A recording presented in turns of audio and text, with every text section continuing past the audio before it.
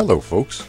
You know, I've been flying RC since the late 60s and U-Control, commonly called Yuki, since way back in the mid-50s. Well, over the years I stayed with RC all the way up until now, as you know, and along the way wound up teaching many people how to fly or gave them their very first lessons.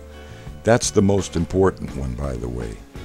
Well, the hardest part for them is to always be staying oriented with the aircraft in order to move the controls in the right directions. What I learned was that the folks that have the most problem learning RC are the full-size pilots. Not all of them, but most. And I can totally understand that, because when they're sitting in their cockpit, they never have to worry about the controls being reversed at a moment's notice or several thousand times during their flight. Just imagine if you had to reverse your controls on your car while you were driving it. Steering was reversed, brake and gas pedal got reversed. My gosh, not too stressful. Well, FPV pilots, that's first-person view, they have the same no-stress flights, which are similar to the simulators in the follow-me mode. You know, pretty easy. So with keeping all that in mind, know that the RC pilots on the ground have to reverse more than one control at a time, and hundreds of times during their flight. What could go wrong? Okay, left is right, right is left, left rudder is right nose, right rudder is left nose. Oh, jeez. Pass me the Lysinopro, please. Well, Jeff and I are going to fly a little bit now, our skippers and my helicopter and my Aeromaster. Try to stay oriented while we fly, and I'll put in some tips as we go.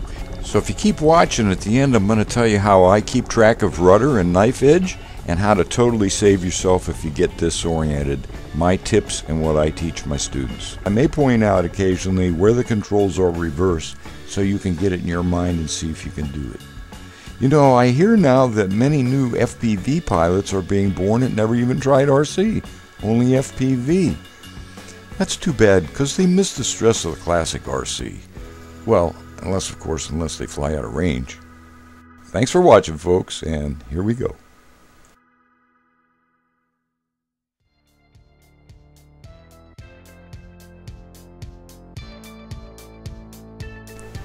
Here you see all controls are normal to me, as per FPV view. That's in relation to the transmitter. See, the controls begin switching right here as I turn. The rudder and ailerons are now reversed. Left is right and right is left as I'm facing the plane. At the top of the loop, the ailerons become normal along with the rudder, but elevator is now reversed. Down is up is down for an instant, as the same in inverted flight, coming or going.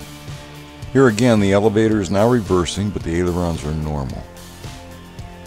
As I fly it myself here, you see the rudder and ailerons are now reversed in my mind. Left is right and right is left. And as I go by, the rudder and aileron switch back to normal FPV mode in my mind, so I can move the stick on the transmitter the right way. Down is up and up is down. The ailerons and rudder are reversed again as I come at me. And switch back when I go by. Rudder also.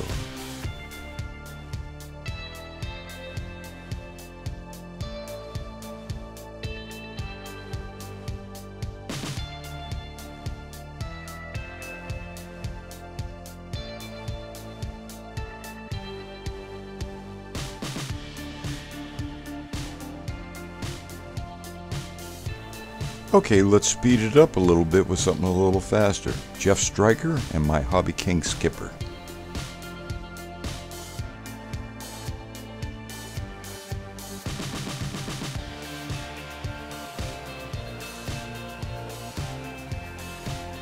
So if you're standing on the ground from our perspective, which I hope you're trying to watch us do here, each time we go around, the controls for the rudder and aileron switch when we're upright.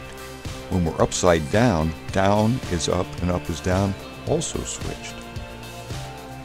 And at a normal speed like this, things can go a lot wrong faster.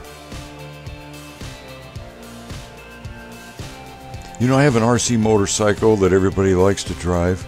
They always do great driving straight out, but just like my cars, they punch it on the way back, thinking they're confident, and they go right into the curb because they turn left instead of right. So I don't let anybody drive anything anymore. I bet some of you can relate to this orientation scenario too.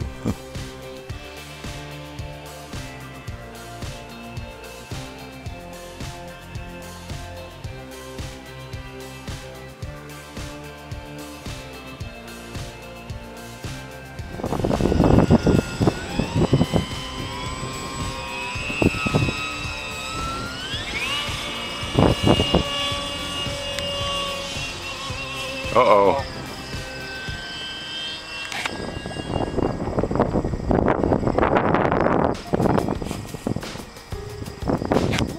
Very good.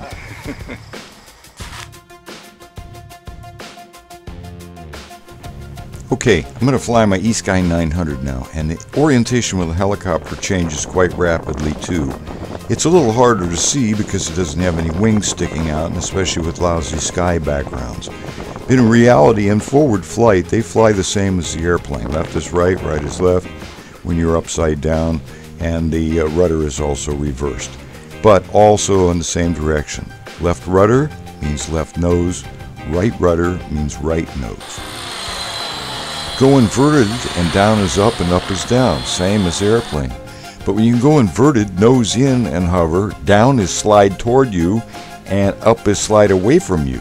Left aileron means it will slide right, and right aileron or cyclic means it will slide to the left. It's a mind exercise for sure.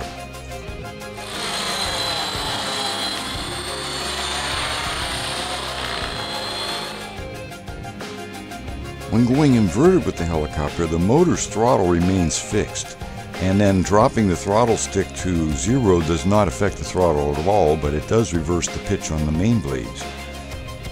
As I face myself, left is right, right is left, the left rudder is right, and right rudder is left. And the minute I switch back to regular flight, the controls then return to my mind in the FPV view.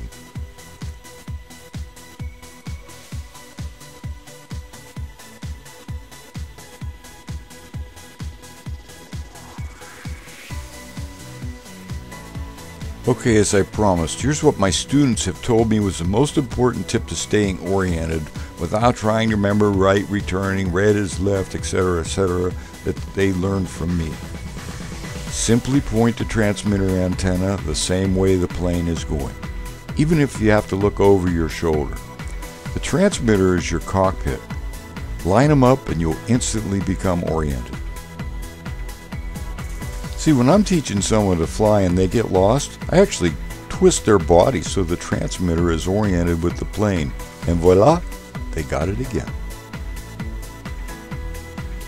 And as far as my way to always know which way to move the rudder in knife edge maneuvers, is just simply push the rudder stick towards the side of the plane where the wheels are if you get disoriented. Remember, if in doubt, roll out, because full up doesn't save everything.